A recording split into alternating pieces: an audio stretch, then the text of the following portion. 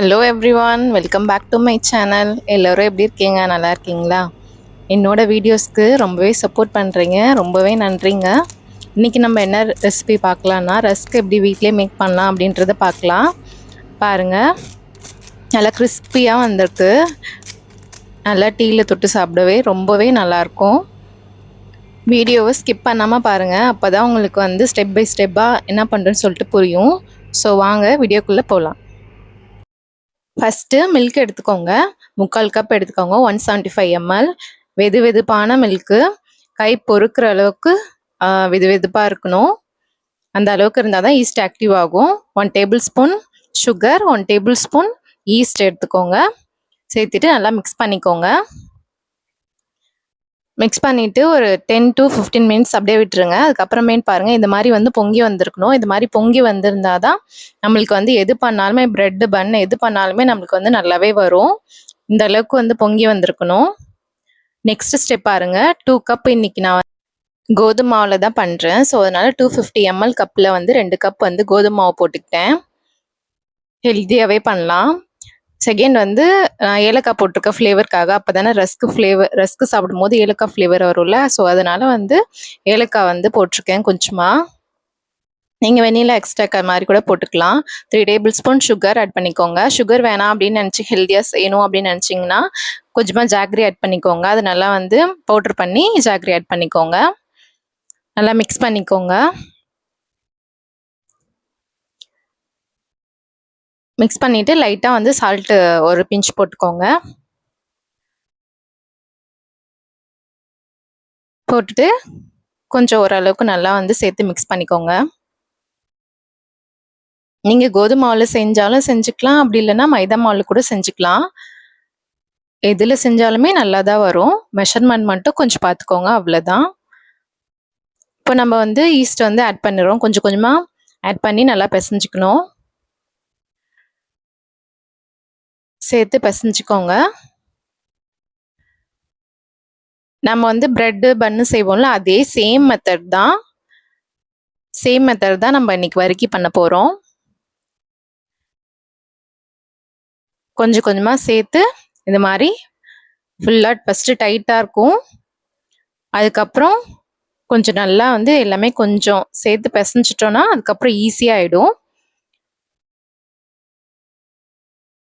இதில் வந்து மாவு பிசைறது தான் கொஞ்சம் கஷ்டமாக இருக்கும். பட் ஆனால் நீங்கள் வந்து ஒன்ஸ் ட்ரை பண்ணிட்டீங்கன்னா அப்புறம் உங்களுக்கு வந்து அது கஷ்டமாக தெரியாது. நெக்ஸ்ட் ஸ்டெப் பாருங்கள், பட்டர் வந்து 3 டேபிள் ஸ்பூன் போட்டிருக்கேன். பட்டர் வந்து ஃப்ரிட்ஜில் இருக்கக்கூடாது, ரூம் டெம்பரேச்சரில் இருக்கணும். அது மட்டும் பார்த்துக்கோங்க. இந்த மாதிரி நல்லா வந்து பட்டர் சேர்த்து கை விடாமல் ஒரு 20 மினிட்ஸ் எல்லாம் ஒரு 15 மினிட்ஸ் அது வரையும் கொஞ்சம் நல்லா பிசைஞ்சுக்கோங்க. மாவு வந்து லூஸ் ஆகுற வரையும் பிசைஞ்சுக்கோங்க, சாஃப்ட் ஆகுற அந்த ஸ்டேஜ் வரையும். நம்ம சப்பாத்தி மாவு பிசையோம்ல, அது மாதிரி பிசைஞ்சுக்கோங்க. சப்பாத்தி மாவு வந்து நம்ம எவ்வளோ நேரம் பிசைகிறோமோ அந்த அளவுக்கு நம்மளுக்கு சப்பாத்தி சாஃப்டாக கிடைக்குதுங்களா. அதே மாதிரி தான் நம்மளுக்கு வந்து ப்ரெட்டோ பன்னு செய்யும்போது எது செஞ்சாலுமே நம்மளுக்கு வந்து எந்த அளவுக்கு பிசைகிறோமோ அந்த அளவுக்கு நம்மளுக்கு சாஃப்டாகவே வரும். அதாங்க, இந்த அளவுக்கு வந்து பிசைஞ்சிட்டு நல்லா சாஃப்ட் கன்சிஸ்டன்சி வர வரையும் நல்லா பிசைஞ்சுக்கோங்க.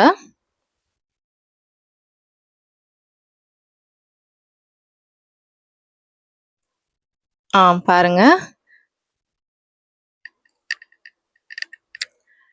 இந்த அளவுக்கு பிசைஞ்சுக்கோங்க, அவ்வளோதான். இது வந்து நம்ம வந்து ஒரு 1.5 மணி நேரம் 1 மணி நேரம் நம்ம வந்து மாவை ஊற வைக்க போகிறோம். ஊற வச்சாதான் அந்த நம்மளுக்கு வந்து ஈஸ்ட் வந்து ஆக்டிவ் ஆகி நல்லா வந்து பூஃபிங் கன்சிஸ்டன்சி வரும். அதுதான் வந்து ஃபஸ்ட்டு பூஃபிங். இது மாவு நல்லா 1.5 மணி நேரத்துக்கு அப்புறம் பார்க்கலாம் வாங்க. பாருங்க, 1.5 மணி நேரத்துக்கு அப்புறம் மாவு பாருங்க எந்த அளவுக்கு பொங்கி வந்திருக்குன்னு சொல்லிட்டு. இது நம்ம ஃபஸ்ட்டு கரெக்டாக வந்துருச்சுனாவே நம்மளுக்கு வந்து கவலைப்பட தேவையில்லை. நம்மளுக்கு வந்து நம்ம ரஸ்க்கு வந்து நல்லாவே வரும், கிறிஸ்பியாக வந்துடும். பாருங்க, இந்த அளவுக்கு வந்து மாவு நான் எவ்வளோ வந்து கம்மியாக வச்சுருந்தேன், இந்த அளவுக்கு வந்து பொங்கி வந்திருக்கு. 1 மணி நேரம் கரெக்டாக நான் வந்து ரெஸ்ட் பண்ணியிருந்தேன் மாவை. பாருங்க, 1 மணி நேரத்துக்கு அப்புறம் இந்த அளவுக்கு வந்து பெருசாகி வந்திருக்கு. பாருங்க, இந்த அளவுக்கு பெருசாகி வந்திருக்கணுங்க. இதுதான் வந்து இந்த ஸ்டெப் ரொம்ப முக்கியம். நெக்ஸ்ட்டு இந்த மாவு வந்து ஒரு ஃப்ளாட் சர்ஃபேஸில் எடுத்து மாற்றி வச்சிடலாம். இது வந்து இதுக்கப்புறம் ஜென்டிலாக ஹேண்டில் பண்ணும். மாவு இதுக்கப்புறம் எது போட்டு ஹார்டாக வந்து பிசைறதோ எது வந்து பண்ணக்கூடாது. இது மாதிரி ஃப்ளாட்டாக வந்து மாவு லைட்டாக ஃப்ளாட் ஆக்குங்க.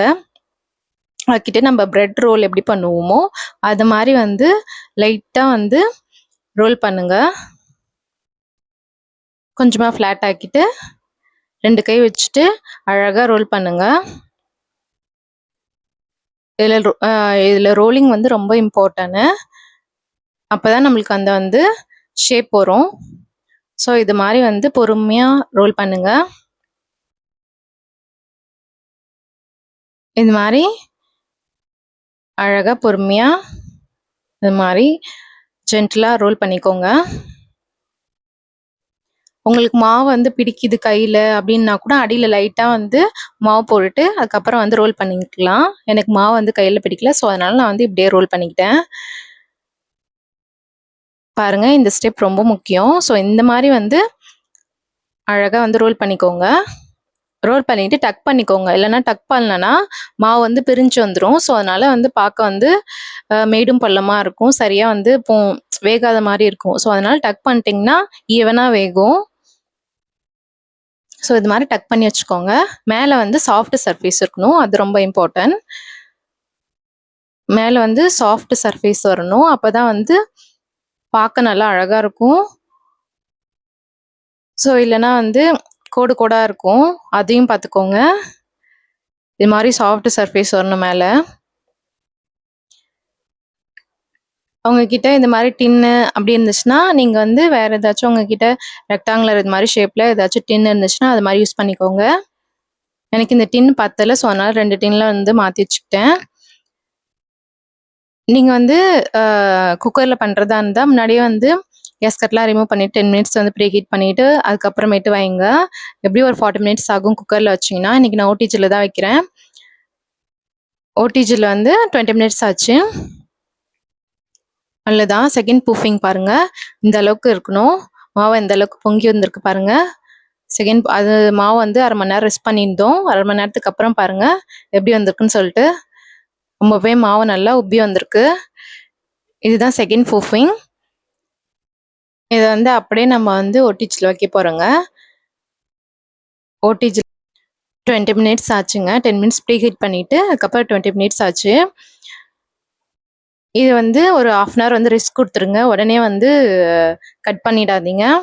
ஏன்னா நல்லா சூடு ஆறுனதுக்கப்புறம் நல்லா வந்து ரூம் டெம்பரேச்சர் வந்ததுக்கப்புறம் நல்லா கூல் டவுன் ஆனதுக்கப்புறமே கட் பண்ணுங்கள். அப்போ தான் நல்லாவே வரும் கட் பண்ணுறதுக்கு. பாருங்கள் எவ்வளோ கிளாஸியாக நல்லா வந்து ஷைனிங்காக இருக்குது பார்க்க. நீங்கள் அப்படியே கூட சாப்பிட்லாம், டீயில் தொட்டு ப்ரெட் மாதிரி கூட சாப்பிட்லாம். பட் இன்றைக்கி நான் ரெஸ்க் பண்ணுறதால நம்ம நெக்ஸ்ட் ஸ்டெப் என்ன பண்ணலான்னு பார்க்கலாம் வாங்க. நல்லாவே சூப்பராக வந்திருக்கு.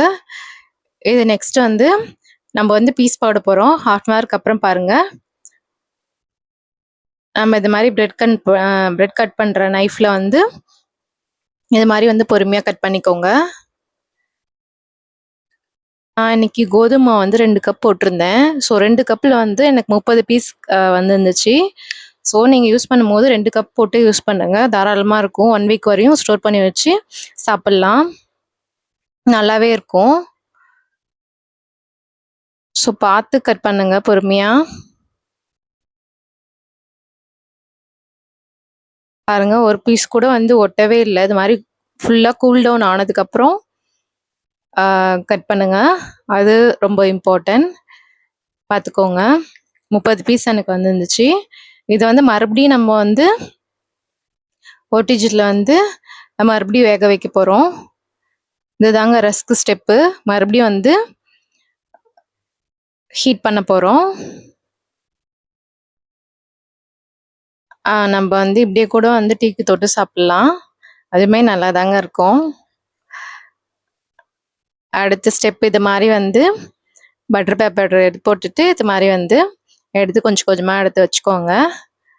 வச்சுட்டு மறுபடியும் வந்து ஓடிஜியில் வந்து ஹீட் பண்ணிக்கலாம். மறுபடியும் ஃப்ரண்ட்டில் வந்து 10 மினிட்ஸ், அதுக்கப்புறம் திருப்பி போட்டு ஃப்ளிப் பண்ணிவிட்டு ஒரு 10 மினிட்ஸ், டோட்டலாக வந்து 20 மினிட்ஸ் ஆச்சுங்க வேகிறதுக்கு. இது மாதிரி வந்து கிறிஸ்பியாக நல்லா சூப்பராகவே வந்துருந்துச்சு. நம்ம வந்து அப்படியே வெறுமனே சாப்பிட்றதுக்குமே நல்லா இருந்துச்சு. தேங்க்யூங்க. Keep supporting me.